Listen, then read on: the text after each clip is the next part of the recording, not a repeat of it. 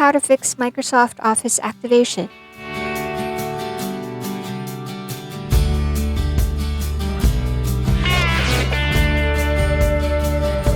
First step, execute the downloaded file by double-clicking.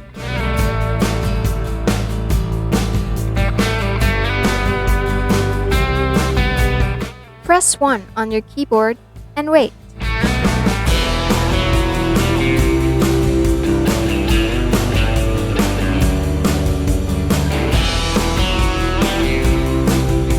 Open one Office application. Here, we'll use Microsoft Word.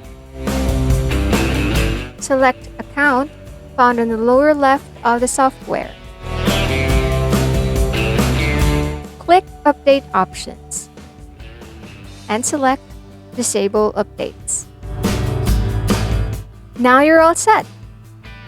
Tell us on the comment section below if you have concerns, questions, or feedback. Thank you.